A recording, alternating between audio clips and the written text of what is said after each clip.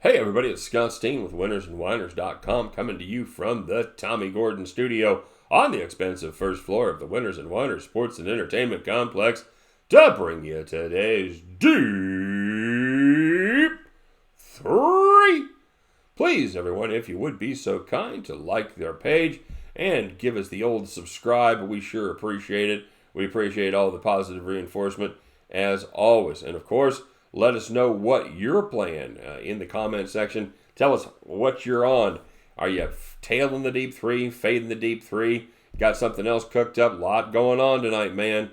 You got hockey, you got basketball, you got baseball, you got football, you got CFL. Then, of course, you got your regular overseas contingent. You got tennis, you got soccer. Man, it is a full buffet of action today. So let us know what you're on. It is the weekend, so please limit your plays to just 5 plays, if you would. Give us your best 5, your fantastic 5, if you will. And you get enough of them right, we'll give you the shout out, of course. And if you get the most right, you, just like Tommy Gordon, will be our capper of the day. And you will be allowed, just like Tommy Gordon, to tell us what your best play is for the upcoming days. So, Tommy, if I know it's kind of late notice because we didn't do shout outs yesterday, but if you have a play for tonight, if you got something that you're looking at today, put it in the comment section. Let us know what it is so we can put you down for the capper of the day, play of the day, or the COD, as we like to call it around here, because ain't nobody got time to pronounce words and shit. So, websites. Check them. Sorry, guys, it's my first day doing this. Check out our websites over there at winnersandwhiners.com, statsalt.com. Man, if you're going to be looking at 3 or 4 sports, and you need all your information in one spot, hey, you have found it. It is winnersandwhiners.com and statsalt.com. And, of course, check out our partner over there at pointsbet.com. You're looking for the best sports book in New Jersey or Iowa. You have found it in pointsbet.com. Alrighty, let's a quick recap of yesterday's action. We go 1-2 on the Deep-3 as we'll get there. We had Georgia Southern. We had the over there. That was the two teams just ended up playing a slogfest. It started off Georgia Southern moving the ball a little bit. They missed a couple scoring opportunities, clanged a field goal, and it went downhill from there. The Temple ECU game that went under easily. That one worked out well for us. And we had the LA Rams, and we had to get fancy. Taking the old money line there. La-di-da. Because that always worked. If you're going to take the money line, if you're going to take 1.5 points, you might as well take the money line. Blip, blip, blip. Well, that worked out just fucking great. I will preach it every time, guys. If you're going to take the underdog when the spread is between 1 and 3 or 0 or a half and 3 points, don't do it. 93% of the time, those teams cover the number. They also win outright. You know what happens 7% of the time? You get it up the old patootie like we did last night as Zerline misses a 44-yard field goal, which would have solved all of our problems. And instead, the Rams go down to a 1-point defeat. So, yippee, that worked out great. And it was the difference between a winning day and a losing day. As we go 1-2 on the Deep-3, we go 1-1 on the premium picks. We did have the NFL game over. That one hit easily, just 49.5, depending on when you got it. But we had another play from the Georgia Southern game. We had Georgia Southern to cover. And again, for a lot of the same reasons, it didn't go over. Although we had a backdoor shot at the over as it went to overtime. And it was at 34 at overtime. We just needed a couple touchdowns to go to the second overtime. Nope, they played shitty football just like they did for the first 4 quarters in overtime as well. So thanks a lot, guys. So anyway, we go 2-3 overall. Actually, we go 3-3 because on our standalone video, we did have the Los Angeles Rams team total over 24. So that makes us 2-1 on the NFL overall and 1-2 on the college side. And the capper of the day, play of the day, it was from Nick Ramparo. Nick, he did a great write-up, and I put it up there. I hope everybody saw it. I did a special alert here today. Since I wasn't in the shout-outs yesterday, He had the Rams +1. So kissing your sister there, Nick. So anyway, that's we appreciate it. Again, Tommy, if you got a pick for us, make sure you put it in the comment section today. All right, let's take a look, see what we got here today cooked up, guys. We're going to take a look first at the kind of the premier game here this Friday as the UCF Knights take on the Cincinnati Bearcats there in the Queen City, the city of Skyline Chili. Worst chili in the world, by the way. UCF is a -3.5 point favorite. I'm a huge Josh Heupel fan, guys, I have to admit. He did a great job as OC at Utah State for a year before moving over to Mizzou and working with a young fellow by the name of Drew Lock. All they did for Drew Lock is design the offense to let Lock throw for 48 touchdowns in his senior season, which led the nation. In his junior season, which led the nation before Heupel got hired away at UCF.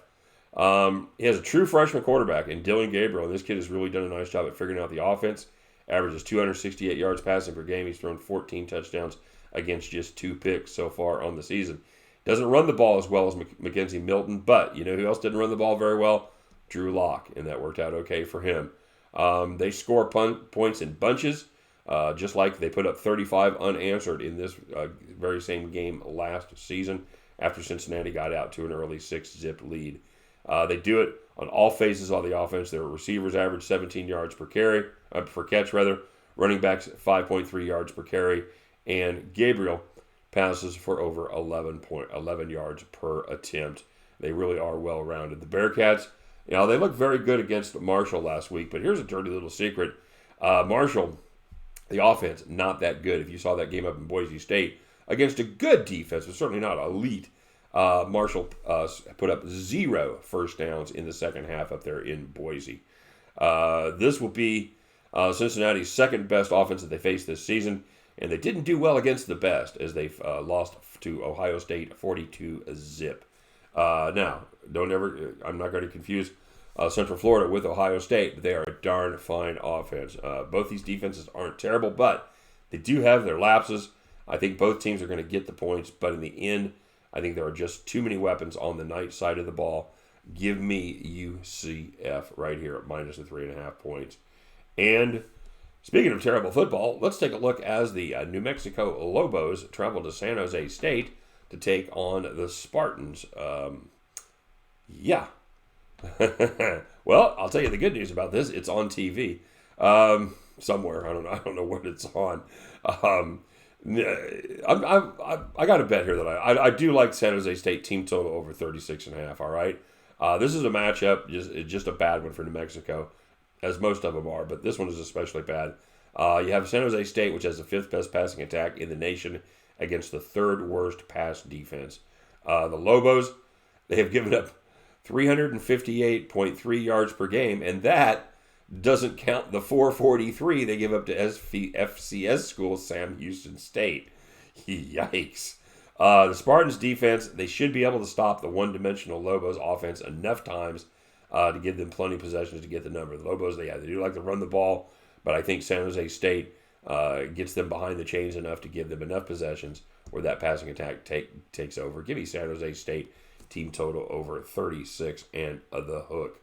And speaking of the hook, we're going to take a look at the Twins Yankees over 8 and the hook here as Jose Barrios goes for the Twins against James Paxton for the Yankees.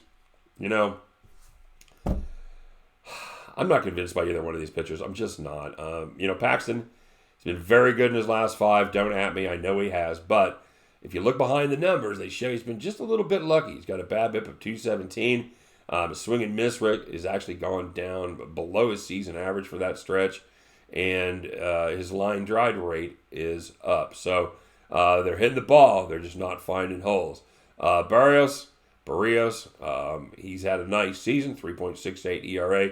He's won 19 games. By the way, you almost never hear me talk about how many games a pitcher has won as far as his win-loss record. I will tell you, how many times the team has won in his starts, but a pitcher's wins, for the most part, isn't the best gauge of what kind of season they're having.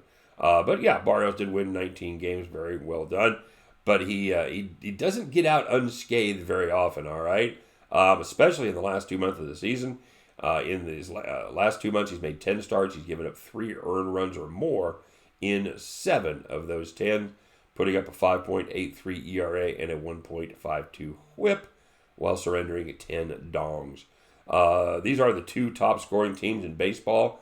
The Twins, they are also number 2 in runs scored on the road to the Yankees. But, of course, we're not on the road for the Yanks. Twins put up 6.14 runs per game away from home. Neither of these pitchers is an ace, and either one of these teams could easily put up 6 to 7 on their own. I like this number right here. Give me the Twins, Yankees over 8.5. Give me those San Jose State Spartans team total over 36.5, and give me the University of Central Florida Knights minus 3.5 at the end of those 3. You guys can join me. We will kick off the weekend in fine fashion. How about 3-0? Did I hear 3-0? And you guys will join me as we pick up our winning tickets and head back to the window. All right, let's take a look here. See how you guys did. We'll talk about the shout-outs real quick before I put our premium record up there. That is our updated football record and our updated. That's actually screwed up. That should say 2-2 for October. Sorry about that, guys. We were 1-1 yesterday. We're 2-2 now. But the football record is correct. We're 34-23 as we went 1-1, 59.6 on the season with our premium football picks. All right. So if you're interested in the premium service, follow that link right there. We'd be happy to have you on the team and get you all hooked up. All righty. So I know it's been killing you guys. Let's see how you did. So we'll start with the shouts from yesterday, and not a ton. It was limited to 3 of you guys. G&G went 3-2 plus 65. Steve Godon 3-2 plus 65 as well. But our man with the plan, our man of the hour, the man who got it done, Mr. Tommy Gordon, he went 1-1 on his straight picks and 1-1 on his parlays, but his parlay was plus 1,100. So nice parlay, Tommy. Very nicely done as he goes up 10 units on the day. And then for today, we